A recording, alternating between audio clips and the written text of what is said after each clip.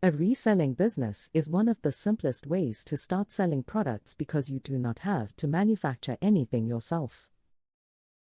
You find products people already want, buy or source them at the right price, and sell them for a profit. But if you want the business to last, you need more than a product and a customer. In this video, I will walk you through 8 practical steps for starting a reselling business properly, from choosing what to sell to finding suppliers, setting your prices, getting customers, and eventually growing the business. We will take it one step at a time, so by the end, you will know exactly what you need to do first and what should come next.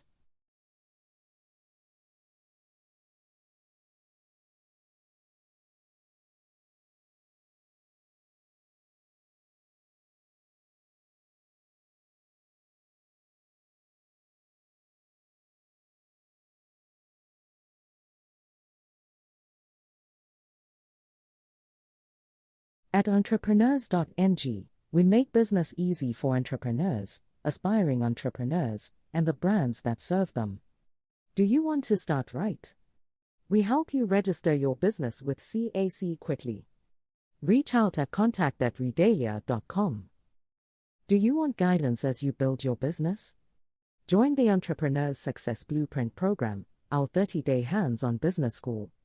Enroll now. Do not build in silence. Tell your business story on Entrepreneurs.ng today and be seen by the world. And if you want your brand to be discovered through trusted, search-driven content and strategic visibility, we can help through our different visibility packages.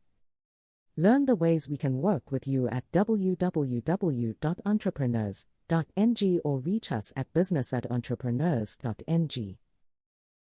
Let's get right into it. Step 1.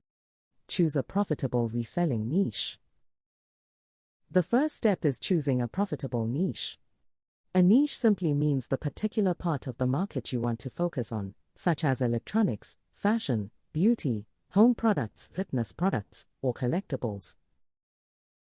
Starting with a clear niche makes it easier to understand your customer, choose products, and build a business people can remember. The mistake many beginners make is trying to sell anything that looks popular. One day it is shoes, the next day it is kitchen products, and the week after that it is phone accessories. When your business has no clear direction, it becomes harder to know who you are selling to and why those people should keep coming back. A good niche should have consistent demand, enough profit potential, suppliers you can work with, and room to grow into related products later. You also want competition that you can realistically handle. Competition is not always bad because it can show that people are already spending money in that market, but you still need a reason for customers to choose you. So before putting money into stock, spend time looking at what people are already buying. Search marketplaces, check popular products, read reviews, and notice which categories continue to attract customers. Once you have found a market with real demand, the next question is whether there is space for your own business inside it. Step 2. Research your market and competitors. That brings us to market research. You need to understand who your customers are, what they buy, how much they are willing to pay, and who is already selling to them. This helps you avoid the mistake of entering a market simply because a product looks interesting to you. Start with your competitors and look at how they operate. Check their prices, their product range, how quickly they deliver, how they present their products, and how they speak to customers. You are not studying them so you can copy them. You are studying them so you understand what customers already expect and where there may be room to do something better. Customer reviews are especially useful because buyers often tell you exactly what is wrong. If people keep complaining about poor packaging, slow delivery, bad communication, or products that do not match the description, pay attention. Those complaints can show you where another seller is disappointing customers and where your own business may be able to provide a better experience.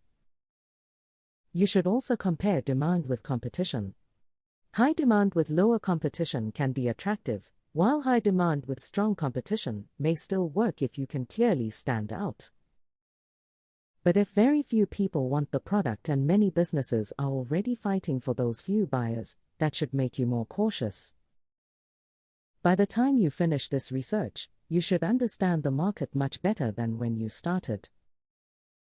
You should know what people want, what they pay, what they dislike, and where the opportunities may be. With that information, you can now choose the actual products you want to put your money into. Step 3. Decide what products to resell. Choosing a niche is not the same as choosing a product. Your niche may be beauty, but you still have to decide whether you will sell skincare products, grooming tools, cosmetics, or another product inside that category. This decision should come from demand and business numbers, not simply from what you personally like. Different types of products behave differently.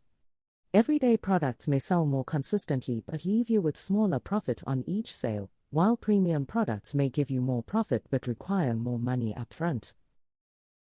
Trend-driven products can sell very quickly, but the demand may disappear just as quickly, leaving you with stock nobody wants.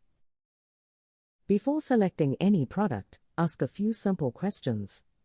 Are people already buying it? Can you make enough profit after all your costs? Is it easy to deliver? Is it often returned? And can you continue getting the product from suppliers when customers want more?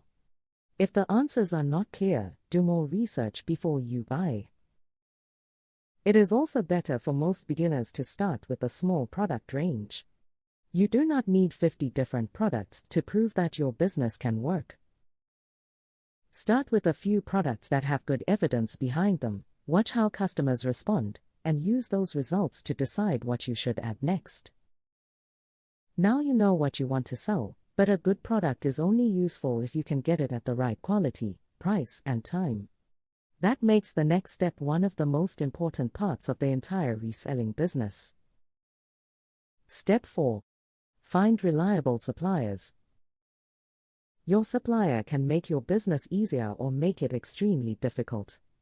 A supplier may offer a very low price, but that low price means little if the products arrive late, arrive damaged, or keep going out of stock. Your customer bought from you, so when something goes wrong with the supplier, you are usually the person the customer will hold responsible. Depending on your business, you may source from wholesalers, manufacturers, local distributors, retail shops, or liquidation suppliers. Each option has different advantages. Wholesalers can be useful for bulk purchases, manufacturers may offer stronger pricing at larger volumes, and local suppliers may make communication and delivery easier. Do not compare suppliers using price alone. Check product quality, minimum order quantities, delivery time, communication, return policies, and whether the supplier can continue serving you if your sales begin to grow. A slightly higher price from a dependable supplier may be better than a cheap supplier who constantly creates problems.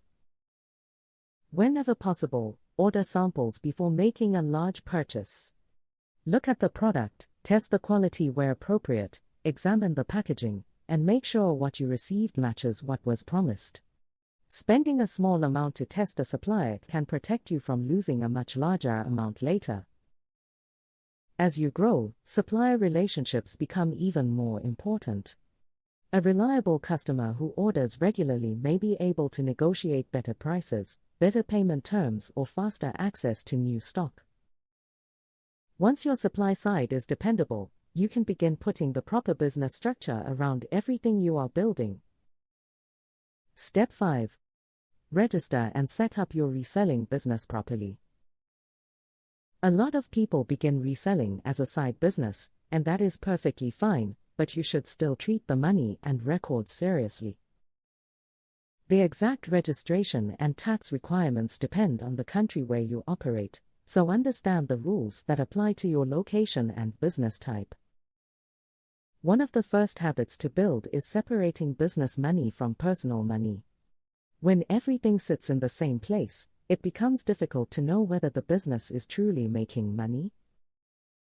Keep clear records of inventory purchases, sales, shipping, advertising, platform fees, supplier invoices, taxes, and other business expenses.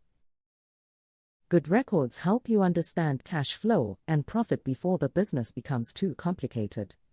They also help you see which products make money and which ones only create activity without leaving enough profit behind. Once you have the business organized, you are ready to decide where customers will actually buy from you. Step 6. Choose where to sell your products. You can sell through online marketplaces, your own e-commerce website, social media, local selling platforms, or physical shops and pop-up locations. The best place depends on what you sell and where your customers already prefer to shop. A product that works well on one platform may not perform the same way somewhere else. Marketplaces can be helpful because they already have buyers, so they are often a good place to test products and get early sales. The downside is that you may pay platform fees, face strong competition, and operate under rules you do not control. Your own website gives you more control over your brand and customer relationship, but you also have to bring people to the website yourself. As the business grows, try not to depend completely on one sales channel. If all your income comes from one marketplace and something changes, the whole business can be affected. Having more than one way to reach customers gives the business more protection, but only add new channels when you can manage them properly. Choosing where to sell gives you a place to meet the customer, but simply putting a product online does not mean people will discover it. Now you need a clear way to bring attention to what you are selling and give customers a reason to buy from you. Step 7. Create a marketing strategy that brings customers. Marketing is what helps people find your products. You may use search engine optimization, social media, email marketing, influencer partnerships, paid advertising, or a mixture of different channels. The best place to start is wherever your target customers already spend their time, rather than trying to use every marketing method at once. Your product page is also part of your marketing. Use clear product titles, good photographs, simple descriptions, useful information, and prices customers can understand. Explain what the product does and why somebody may want it, because confusing listings make buying harder than it needs to be. Customer reviews can also help build trust, especially when they come from genuine buyers who have had a good experience. Good service matters here because marketing does not stop when someone places an order. If customers receive what they expected and are treated properly, they are more likely to return and recommend the business to other people. That is why a serious reseller should think beyond the first sale. Bringing in a new customer takes work, so it makes sense to serve people well enough that they want to buy again. Once you are making sales consistently and customers are returning, you can begin thinking about how to grow without making the business harder to control. Step 8. Scale and automate your reselling business. Scaling begins by looking carefully at what is already working. Which products sell most often, which products leave you with healthy profit, which suppliers are most reliable, and which marketing channels bring customers who actually buy? These answers should guide your next move more than excitement about a new product you have never tested. You can grow by adding related products, finding more suppliers, entering new markets, opening your own e-commerce store, or eventually creating private label products. But growth should be deliberate. Adding too many products or entering too many markets before your systems are ready can simply create more problems. Automation becomes useful when repeated work begins taking too much time. Inventory systems can help track stock, accounting tools can help keep financial records, customer support tools can organize inquiries, and marketing software can help with repeated communication. Technology should make a clear job easier, not add unnecessary complexity to the business. Many strong reselling businesses eventually move from simply selling products to building a recognizable brand. They become known for a particular category, build loyal customers, negotiate better supplier terms, and may eventually introduce products under their own brand name. At that point, the business is no longer only about finding something cheap and selling it for more. So if you want to start a reselling business, follow the process in the right order. Choose a niche with real demand, research the market, select products using evidence, find reliable suppliers, set up the business properly, choose your sales channels, create a marketing strategy, and then grow what is already working. Do not rush into buying large amounts of stock because you are excited. Start lean, test demand, understand every cost, and pay attention to what customers are telling you. The goal is not simply to make a few sales.